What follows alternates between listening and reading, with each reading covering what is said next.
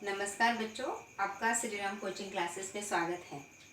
आज मैं आपको सिंपल टेंसेस के बारे में पढ़ाने वाली हूँ। सिंपल टेंसेस के 3 टाइप्स हैं, simple present tense, simple past tense and simple future tense.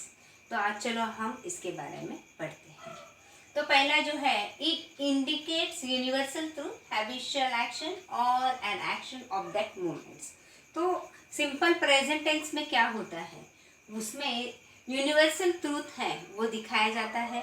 हमारी हैबिचुअल एक्शन, जैसे कि she goes to school regularly, वो रोज स्कूल जाती है, वो एक्शन दिखाई जाती है। और an action of that movement, कि जो वो मोमेंट में जो चल रहा है वो दिखाया जाता है। That is simple present tense. तो इसमें यहाँ पे मैंने एक फॉर्मूला लिखा है, देखिए।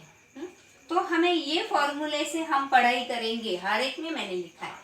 तो वो जो ये टेंसेस रिकॉग्नाइज करना है या बनाना है, ये प्रोसेस आपके लिए बहुत इजी हो जाएगा।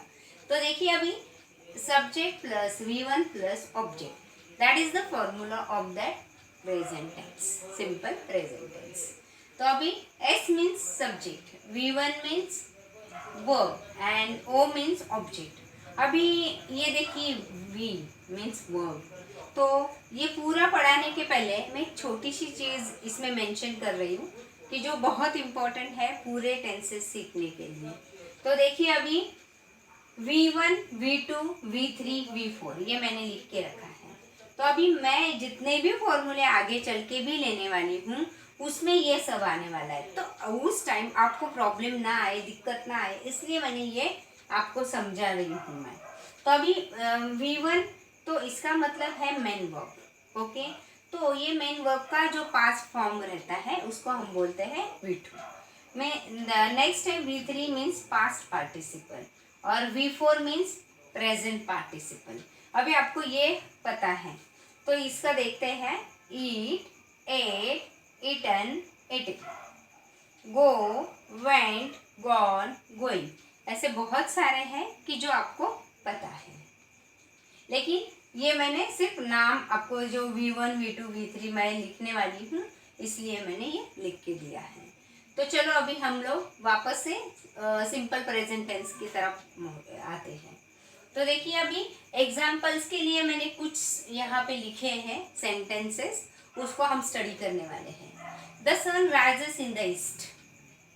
अभी वो तो है, सन कहाँ पे राइज होता है, हमेशा ईस्ट में ही होता है, that is universal truth. Okay, milk is white, milk भी हमेशा वाइट ही रहेगा।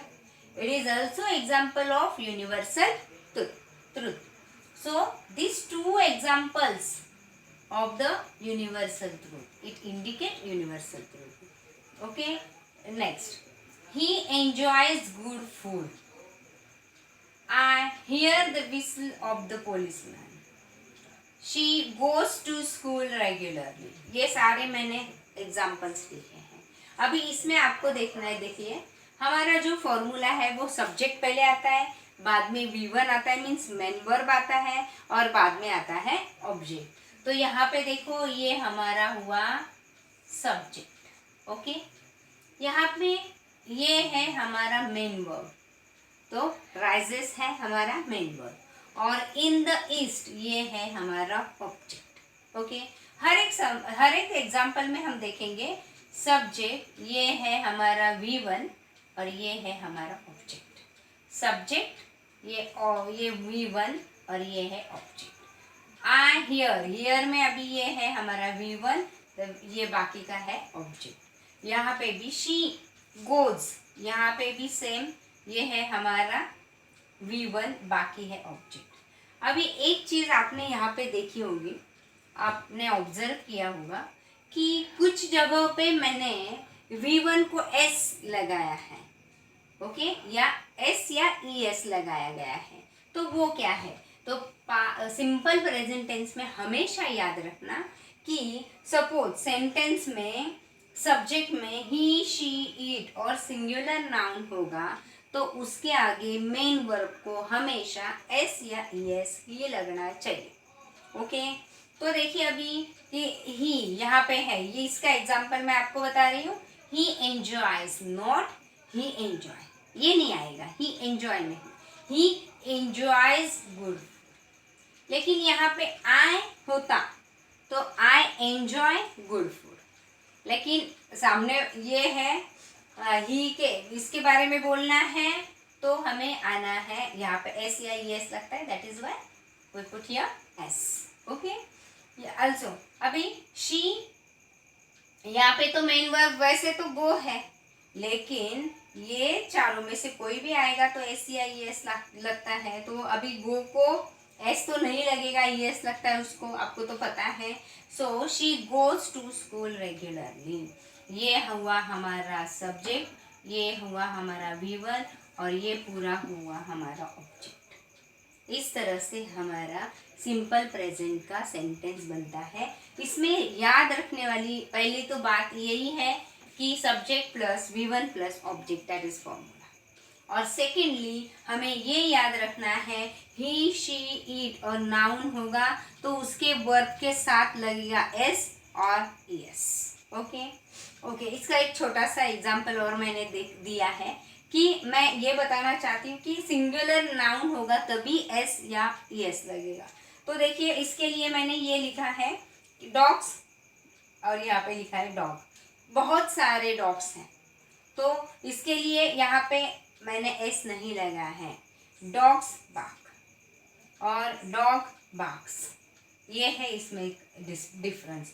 यहाँ पे ये क्या है, प्लूरल है, इसलिए यहाँ पे एस नहीं लगा है, और जब सिंगुलर नाउन होगा तो एस लगेगा, डॉग बार्क्स। ये आपको ये चीज़ें इसमें आपको सिर्फ याद रखनी है, बाकी तो इजी है। ओके, ये है हमारा simple past tense. It shows an action which took place some time ago. ऐसा है इसमें कि एक्शन हुई है बट सम टाइम अगो, अब what some time, when, so not define when and how long ago, कि हमें डिफाइन किया गया है नहीं है कि कब और कब हुआ है, ये उसमें कितने टाइम एगो हुआ है ये मेंशन नहीं किया होता। सिर्फ इसका हमें फॉर्मूला अच्छे से याद रखना है, subject plus V2 plus object.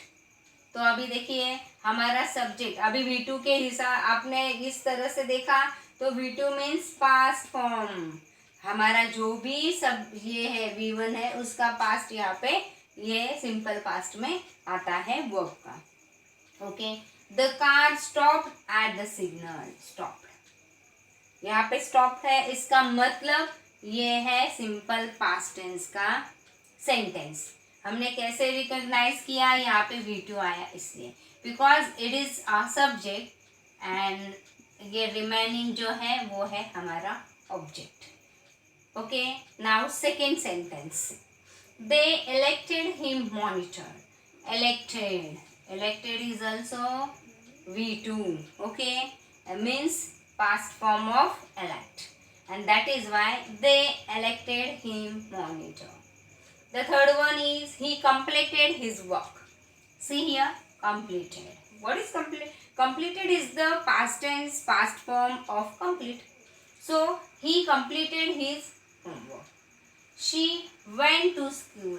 Went is the past form of the go, and that is why it is the sentence, it is the example of simple past tense.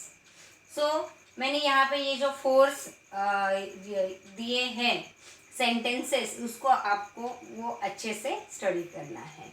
एक बार समझ में नहीं आता है तो बार बार वीडियो रिवाइज करो तो अच्छे से आपको ये समझ में आएगा।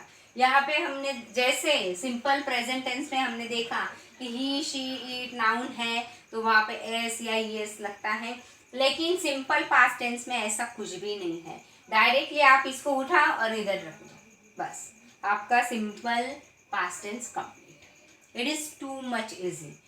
चलो आगे चलते हैं सिंपल फ्यूचर टेंस की तरफ।